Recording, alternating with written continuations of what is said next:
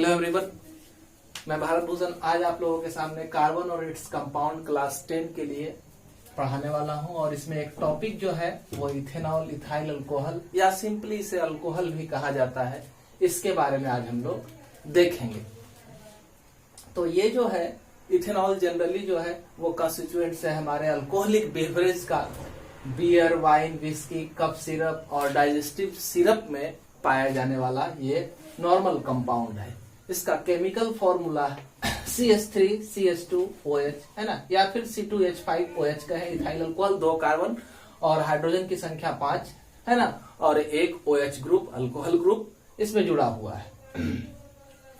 तो इस इथेनॉल या इथाइल अल्कोहल की प्रॉपर्टी को हम लोग देखते हैं। तो इसकी दो प्रॉपर्टीज है, एक फिजिकल प्रॉपर्टी और दूसरा केमिकल प्रॉपर्टी। तो पहले फिजिकल प्रॉपर्टी को देखा जाता है। तो ये कैसा है, तो ये कलरलेस लिक्विड के फॉर्म में पाया जाता है। ये किस फॉर्म में पाया जाता है? कलरलेस लिक्विड के फॉर्म में पाया जाता है। स्मेल जो इसका है वो कैसा है? प्लीजेंट स्मेल को रखता है। इसका बॉइलिंग पॉइंट जो है 351 केल्विन के आसपास इसका बॉइलिंग पॉइंट है। इतना पर ये बॉइल करना शुरू कर देता है। वाटर के कंपैरिजन में ये जो है लाइटर होता है ना, हल्का होता है। और अगर हम लोग लिटमस टेस्ट करते हैं तो लिटमस पेपर पर किसी भी तरह का इफेक्ट ये नहीं देता है, ठीक है।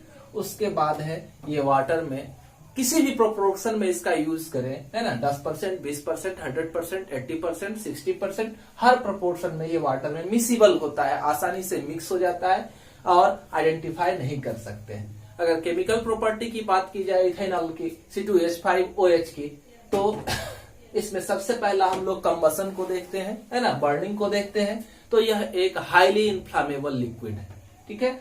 ये बर्न होता है और इसका फ्लेम जो होता है वो पेल ब्लू, स्लाइटली पीला, है ना, रंग लिए हुए ब्लू कलर का फ्लेम ये लेता है। ल्यूमिनस फ्लेम बनाता है ये।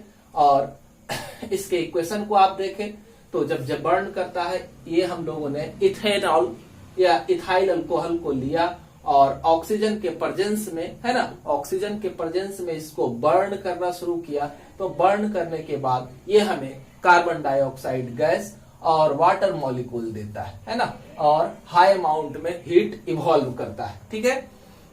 कार्बन इक्वेशन को बैलेंस करेंगे यहाँ पर तो यहाँ पर आप बैलेंस करेंगे तो आसानी से बैलेंस हो जाएगा। यहाँ पर C2 2 मॉलिक्यूल CO2 का है और 3 मॉलिक्यूल वाटर बनता है और साथ में हीट इवॉल्व होता है। अगर हम लोग इसका एक्शन सोडियम मेटल के साथ करवाते हैं, सोडियम मेटल के साथ कैसा रिएक्शन करता है, तो ये जो है इथेनॉल को लिए 2 मॉलिक्यूल इथेनॉल को या इथाइल अल्कोहल को लिए है और इसको सोडियम के साथ हम लोग रिएक्शन कराते हैं तो यह बदल जाता है किसमें? सोडियम इथॉक्साइड में। यह किस में चेंज हो जाता है? सोडियम इथॉक्साइड में चेंज होता है और हाइड्रोजन गैस इवॉल्व होता है। साथ में क्या होता है? तो हाइड्रोजन गैस इवॉल्व होता है, ठीक है। उसके बाद अगर हम लोग कंसंट्रेटेड सल्फ्यूरिक एसिड के साथ रिएक्शन कराते हैं इथेनॉल को या इथाइल अल्कोहल को, तो क्या रिजल्ट मिलता है? ये हमारा फॉर्मूला या स्ट्रक्चर फॉर्मूला यहाँ पर लिखा हुआ है इथेनॉल का या इथाइल अल्कोहल का। तो इथेनॉल और इथाइल अल्कोहल के स्ट्रक्चर फॉर्मूला में आप क्या देख रहे हैं? C के साथ 3 हाइड्रोजन जुड़ा हुआ है, फिर उसके बाद सिंगल बॉन्ड के साथ C जुड़ा हुआ है, OH है ना, फिर नीचे H है और फिर क्या है? H है। तो इस तरह से कंसंट्रेटेड सल्फ्यूरिक एसिड के साथ 443 केल्विन पर का टेम्परेचर रखते हुए हम लोग इसे हीट करते हैं तो हमें प्रोडक्ट क्या मिलता है? तो इथीन, या इसी का दूसरा नाम जो है इथाइलिन है, आईपेक नेम, और साथ में वाटर मॉलिक्यूल रिलीज होता है। तो यहां पर हम लोग देख रहे हैं अगर कंसंट्रेटेड सल्फ्यूरिक एसिड के साथ इसे रिएक्शन कराते हैं 443 केल्विन पर, तो यह कह सकते हैं कि इथेनॉल को डिहाइड्रेट कर देता है, उससे वाटर मॉलिक्यूल को रिमूव करने का काम कर रहा है। ये वाटर मॉलिक्यूल्स जो है इससे क्या हो जा रहा है? रिमूव हो रहा है। इसलिए इस रिएक्शन को एसिडिक डिहाइड्रेशन ऑफ इथेनॉल कहा जाता है। इस रिएक्शन को क्या कहते हैं? एसिडिक डिहाइड्रेशन ऑफ इथेनॉल कहा जाता है, ठीक है। उसके बाद रिएक्शन करते हैं इथेनॉल को अगर इथेनोइक एसिड के साथ इस अल्कोहल को रिएक्शन करवा रहे हैं, किसके साथ? इथेनोइक एसिड के साथ, कार्बोजाइलिक एसिड ग्रुप के साथ हम लोग इसका रिएक्शन करवा रहे हैं, तो क्या देखते हैं कि ये हमारा इथेनॉल है, CH3CH2, है ना। अब इससे क्या हुआ कि यहां से एक वाटर मॉलिक्यूल रिमूव हो गया, ठीक है, और ये हमारा जो फॉर्मूला है इथेनोइक एसिड का फॉर्मूला है। तो यहाँ पर और साथ में हमें रखना क्या है? तो कंसंट्रेटेड सल्फ्यूरिक एसिड को रखना है ना। तो क्या होगा? तो हमारा इथाइल इथेनोएट का फॉर्मेशन होता है। क्या होता है? इथाइल इथेनोएट का फॉर्मेशन होता है। यानी कि अल्कोहल को अगर हम लोग कार्बोजाइलिक एसिड के साथ रिएक्शन कराते हैं तो यह प्रोसेस जो है वो क्या कहलाता है? एस्टरिफिकेशन कहलाता है ना। एस्टरिफिकेशन कहलाता है। और ये जो हमारा इथाइल इथेनोएट जो बना है वह क्या है? ईस्टर है, ठीक है। और इसका स्मेल कैसा होता है? किसी भी ईस्टर का स्मेल जो होता है फ्रूटी स्मेल को रखता है, ठीक है।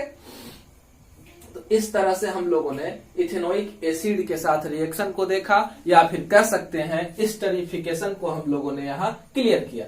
अब देखें कि केमिकल प्रॉपर्टीज में इसका अगला प्रॉपर्टी जो है, इथेनॉल जो है आसानी से इजी वे में, है ना, बहुत तेजी से ऑक्सीडाइज्ड हो जाता है। और ऑक्सीडाइज्ड होने के बाद इथेनॉल, एल्डिहाइड, इथेनॉल, है ना, क्या बनाया है? इथेनॉल को बनाता है ये। यानी कि इथेनॉल को अगर हम ऑक्सीडेशन करते हैं तो हमारा जो कंपाउंड बनता है वो क्या होता है? इथेनॉल होता है, यानी एल्डिहाइड ग्रुप की प्राप्ति होती है। यहाँ पर CH3CHO मिला है, ठीक है। जैसे कि इसको अलग अलग ऑक्सीडाइजिंग एजेंट के साथ हम लोग ऑक्सीडाइज कराते हैं। तो सबसे पहला क्रोमिक एनहाइड्राइड के साथ इसे ऑक्सीडाइज कराते हैं। क्रोमिक एनहाइड्राइड, है ना, के साथ क्या कर रहे हैं? ऑक्सीडाइज करा रहे हैं। ये हमारा कौन है? इथेनॉल है ना, अल्कोहल है, इथाइल अल्कोहल है। इसको हम लोगों ने क्या किया? क्रोमिक एनहाइड्राइड को इथाइल अल्कोहल नहीं, है ना, किसके साथ? तो इथेनोइक एसिड के साथ, है ना, सॉल्यूशन बनाते हैं। कह सकते हैं कि क्रोमिक एनहाइड्राइड का एक को, है ना, इथेनोइक एसिड में थोड़ा सा 2-4 बूंद डाल देते हैं और तब जब रिएक्शन कराते हैं तब जाकर के हमें क्या होता है? इथेनॉल की प्राप्ति होती है, ठीक है। यानी कि इसका ऑक्सीडेशन तब होता है क्रोमिक एनहाइड्राइड के साथ। अगला है, इसे हम लोग KMnO4, है ना, पोटेशियम परमैंगनेट के साथ भी रिएक्शन करा सकते हैं। तो इथेनॉल हमारा है, इथाइल अल्कोहल है। इसके लिए हमको क्या करना है? KMnO4 का अल्केलाइन सॉल्यूशन बनाना है। क्या करना है? अल्केलाइन सॉल्यूशन बनाना है।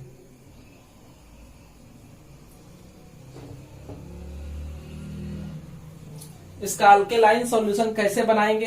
तो इसके अल्केलाइन सॉल्यूशन को बनाने के लिए सोडियम हाइड्रोक्साइड में हम लोग क्या करेंगे? तो KMnO4 को डालेंगे। क्या करेंगे? सोडियम हाइड्रोक्साइड में KMnO4 को हम लोग डालेंगे, ठीक है। डालने के बाद क्या करेंगे? सोडियम हाइड्रो, समझ गए ना बात को, कि हम लोगों ने क्या किया कि इथेनॉल के साथ मिक्स किया अल्केलाइन सॉल्यूशन, पोटेशियम परमैंगनेट का अल्केलाइन सॉल्यूशन। अल्केलाइन सॉल्यूशन को बनाने के लिए हम लोग सोडियम हाइड्रोक्साइड का यूज करेंगे, ठीक है। और तब हमारे पास क्या बनेगा? इथेनोइक एसिड बनेगा, यानी कि ऑक्सीडाइज हो गया। एक चीज और हमें याद रखना है कि क्या याद रखना है? याद रखना है कि अगर हम लोग क्या कर सकते हैं, याद रखना है कि क्रोमिक एनहाइड्राइड के साथ अगर रिएक्शन कराएंगे तो हमें क्या मिलेगा? इथेनॉल मिलेगा। और अगर हम लोगों ने पोटेशियम परमैंगनेट को लिया और उसके साथ ऑक्सीडाइज कराते हैं तो इथेनोइक एसिड की प्राप्ति होगी। 2 पॉइंट को याद रखना है ना, कि अगर क्रोमिक एनहाइड्राइड के साथ रिएक्शन कराएंगे तो इथेनॉल एल्डिहाइड मिलेगा, और अगर हम लोग पोटेशियम परमैंगनेट के अल्केलाइन सॉल्यूशन के साथ इसे हम लोग ऑक्सीडाइज कराते हैं तो इथेनोइक एसिड की प्राप्ति होगी, ठीक है। और याद रखना है कि it can be also oxidise to ethanoic acid by acidic potassium dichromate और नाइट्रिक एसिड। अगर हम लोग पोटेशियम परमैंगनेट की जगह पर पोटेशियम डाइक्रोमेट या नाइट्रिक एसिड को भी रखते हैं तो हमें क्या मिलता है? इथेनोइक एसिड की ही प्राप्ति होती है, ठीक है। अब हम लोग कुछ अल्कोहल का नाम जानेंगे जो काफी ज्यादा यूज होता है ना। कहाँ? तो हमारे इंडस्ट्रियल पर्पस के लिए और भी बहुत सारे कार्यों के लिए यूज होता है। जैसे कि एक वर्ड है एब्सोल्यूट अल्कोहल। तो एब्सोल्यूट अल्कोहल किसको कहते हैं? जिसमें 100% इथेनॉल होता है ना?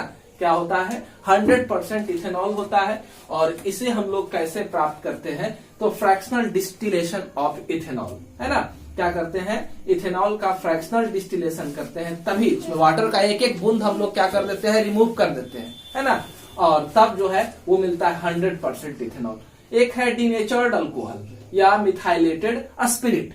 डीनेचर्ड अल्कोहल या मिथाइलेटेड स्पिरिट में 95% इथेनॉल होता है ना? और 5% में हम लोग उसमें कुछ पॉइजनस सब्सटेंस को मिक्स कर देते हैं, क्योंकि ये इथेनॉल जो है इंडस्ट्रियल पर्पस के लिए है, इसको लोग पी न ले, है ना? दूसरे काम में इसका यूज ना हो, इसके लिए हम लोग इसमें मिक्स करते हैं, क्या है ना?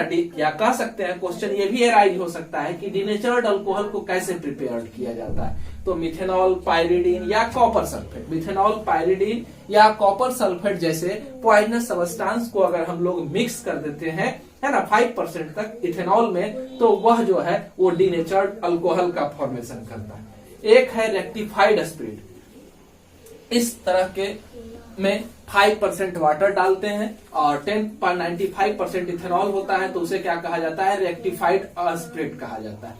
पावर अल्कोहल, पावर अल्कोहल में क्या है? 20% इथेनॉल रहता है और 50% गैसोलीन रहता है ना? और सॉल्वेंट के तौर पर हम लोग बेंजीन या ईथर का यूज करते हैं। सॉल्वेंट के तौर पर बेंजीन या ईथर का यूज किया जाता है, ठीक है? तो हमारे पास जो बनता है वो पावर अल्कोहल बनता है। और पावर अल्कोहल जो है हमारा सबस्ट्रेट है, किसका सब्स्टिट्यूट है? गैसोलीन का। फर्दर जनरेशन के लिए हम लोग इसे पेट्रोलियम प्रोडक्ट के जगह पर यूज कर सकते हैं। बाकी अल्कोहलिक बीवरेज इथेनॉल में हम लोग जानते हैं ब्रांडी, विस्की, है ना, बियर, ये सब जो है वो सब अल्कोहलिक बीवरेज के रूप में हम लोग यूज करते हैं। वीडियो पसंद आए लाइक बटन जरूर दबाएंगे, है ना? और चैनल को सब्सक्राइब करेंगे, जिससे कि आपको नए वीडियो मिलते रहेंगे। केमिस्ट्री के वीडियो आपको लगातार हमारे चैनल पर मिलते रहेंगे। धन्यवाद।